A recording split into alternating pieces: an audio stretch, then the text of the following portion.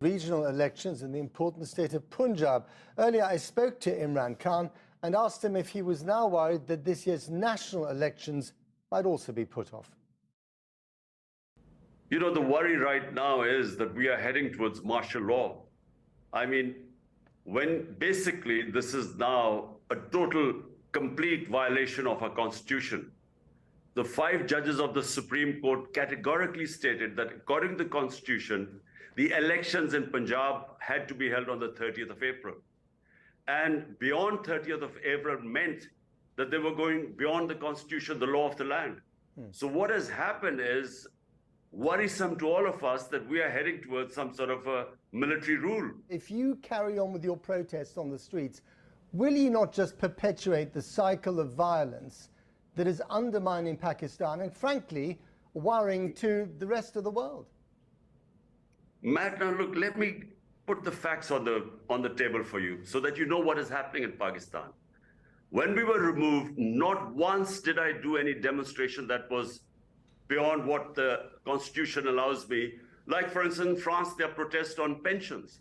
So my constitution allows me to hold rallies and put our point of view forward to the people. Now, since last 2 months, we were in power in 2 of the 4 provinces. We dissolved our governments. The constitution says elections should have been held in 90 days.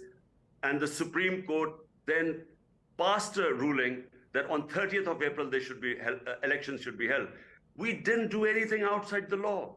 We dissolved our governments to hold the elections on the 30th of April. But what the government is doing, and this is the worry, now this is where the destabilization will take place, because they are now going against the constitution. And they now are pushing the elections forward, God knows when, simply because they know that they will lose in the elections. Okay, so Pakistan is a nuclear-armed power on the verge of bankruptcy, sitting on a geopolitical fault line, a very dangerous one. What are you doing, what are you personally doing to make the world lose less sleep right now?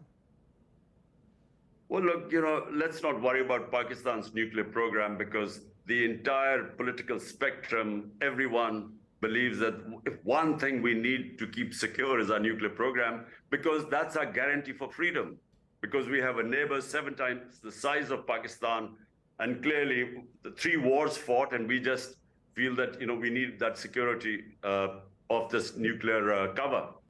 Pakistan has an enormous amount of influence on events in neighboring Afghanistan. Would you say to the Taliban running Afghanistan today to let the girls go to school? Look, Matt, look, Afghanistan has and Pakistan have a boundary border of 2,500 kilometers. No, I'm talking about schools here, specific. I don't want to geography lesson. I am answering the question. What about schools? Will you tell them to let the girls go to school? Because I know the Afghan character much more than anyone there, especially in the Western countries. They do not like to be told what to do. Let me just say, if the Western countries want to influence Afghanistan, this current government, they must mainstream them. I kept telling them that, look, engage them. Get them involved in the mainstream. If you isolate them, what influence are you going to have on them? So if you mainstream them, let them have a stake. So then talk about human rights. Right now, you push them in an isolation. The money is frozen. And why would they listen to anyone? So my advice is that, you know, get them involved. Give them a stake in the international community, so that when you tell them to have girls educated, you know, they will listen to you. Right now, they are not. And they react when you try and tell them anything, because who are you to interfere in our internal affairs? Okay, we're going to leave it there. Imran Khan, thank you very much for talking to us. Thank you, Matt.